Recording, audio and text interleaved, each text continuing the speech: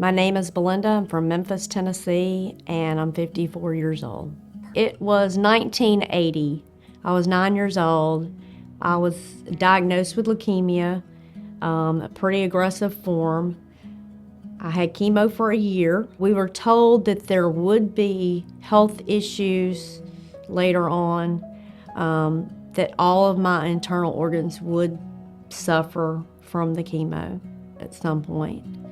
I was feeling good. I was very active. I went to the gym. I lift weights. I was walking 5 miles a day.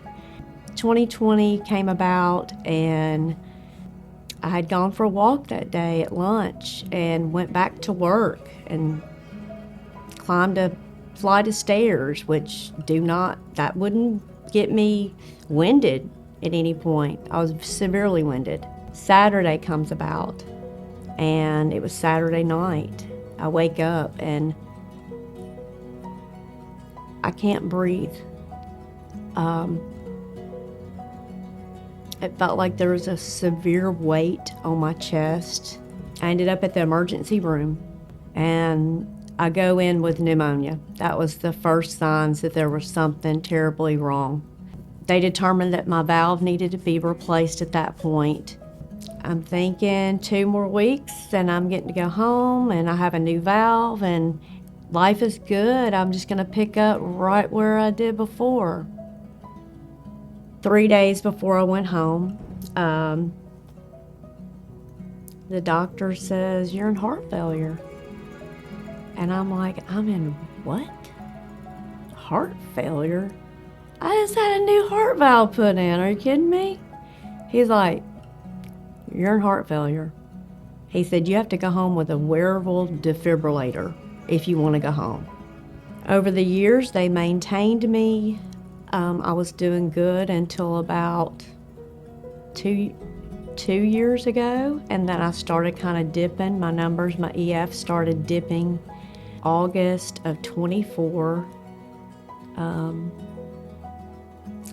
I was told about an implant, the CCM, and that I would be an excellent candidate for it. I met with a rep and I was told all these wonderful things about this device, and I was like, I don't think I want to do it. I don't think I want to do it. And I thought about my kids and thought, that's really selfish of you. You shouldn't, if it helps, it helps.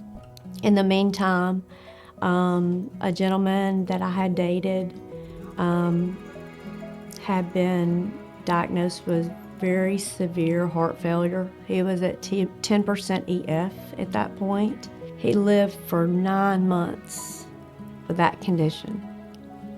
And I went to his funeral. And on the way home, I said, I don't want that to be me. The implant was put in August, and my EF went from 35% to 41%. The good part about having more energy is that you get your life back and you're able to do the things that you enjoy. I'm living a fairly normal life again. I still exercise, I still work out. I still can be an active part of my children's lives, and I have no regrets. It was the best thing I've ever done for myself, for my family, and I'm thankful for it every day.